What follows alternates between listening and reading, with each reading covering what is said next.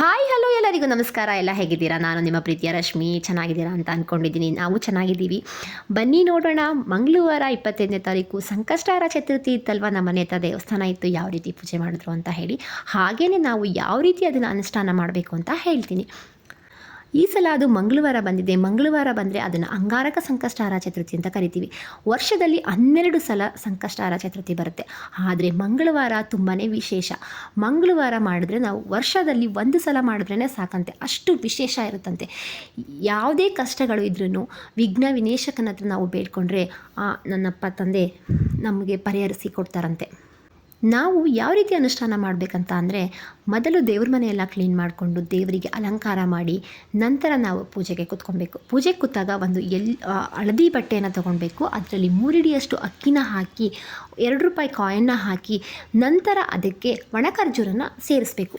ನಂತರ ಅದನ್ನು 3 ಗಂಟು ಹಾಕಿ ಪಕ್ಕದಲ್ಲಿ ಇಟ್ಕೊಳ್ಳಿ. ನಂತರ ಏನು ಮಾಡಬೇಕಂತ ಹೇಳ್ತೀನಿ ನೋಡಿ. ನೆಕ್ಸ್ಟು ನಾವು ಪೂಜೆಗೆ ಸ್ಟಾರ್ಟ್ ಮಾಡೋಣ. ಪೂಜೆ ಸ್ಟಾರ್ಟ್ ಮಾಡಬೇಕಾದ್ರೆ ಕೊಬ್ಬರಿ ಎಣ್ಣೆ ದೀಪನ ಹಚ್ಚಿಟ್ಕೊಳ್ಳಿ.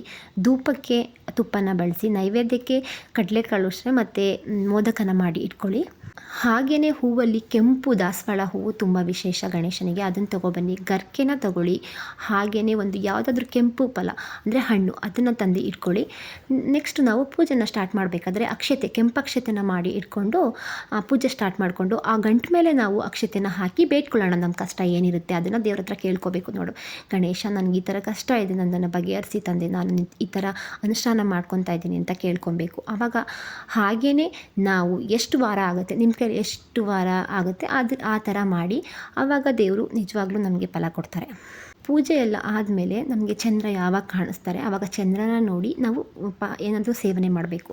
ಆಗ ನಮಗೆ ಫಲ ಖಂಡಿತವಾಗ್ಲೂ ಸಿಗುತ್ತೆ. ನಂತರ ನಾವು ಈಗಲೇ ಈ ಥರ ಉಪವಾಸ ಮಾಡಬೇಕಾದ್ರೆ ಯಾವುದಾದ್ರೂ ವಯಸ್ಸಾಗಿರೋರು ಇಲ್ಲ ಮಕ್ಕಳು ಈ ಥರ ಏನಾದರೂ ಇದ್ದರೆ ಖಂಡಿತವಾಗ್ಲೂ ಅವರು ಏನಾದರೂ ಸೇವನೆ ಮಾಡ್ಬೋದು. ಅವರಿಗೆ ಯಾವುದೇ ರೀತಿ ತೊಂದರೆ ಆಗಲ್ಲ. ನಂತರ ಇದೇ ರೀತಿ ಅನುಷ್ಠಾನ ಮಾಡಿ. ಇದೇ ರೀತಿ ನಿಮಗೆ ವಿಡಿಯೋ ಏನಾದರೂ ಬೇಕಂತ ಹೇಳಿದ್ರೆ ನನಗೆ ಮೆಸೇಜ್ ಮಾಡಿ, ನಾನು ಯಾವ್ಯಾವ ರೀತಿ ಅನುಷ್ಠಾನ ಮಾಡೋದು ಅಂತ ಹೇಳ್ತೀನಿ. ಓಂ ಗಣೇಶಾಯ ನಮಃ ಅಂತ ಮಂತ್ರನ ಹೇಳ್ಕೊಂಡು ಈ ವಿಡಿಯೋನ ಮುಗಿಸ್ತಾ ಇದ್ದೀನಿ. ಯಾರಿಗೆಲ್ಲ ಇಷ್ಟ ಆಗುತ್ತೋ please share, subscribe. Thank you all. Thank you for watching. ಜೈ ಗಣೇಶ.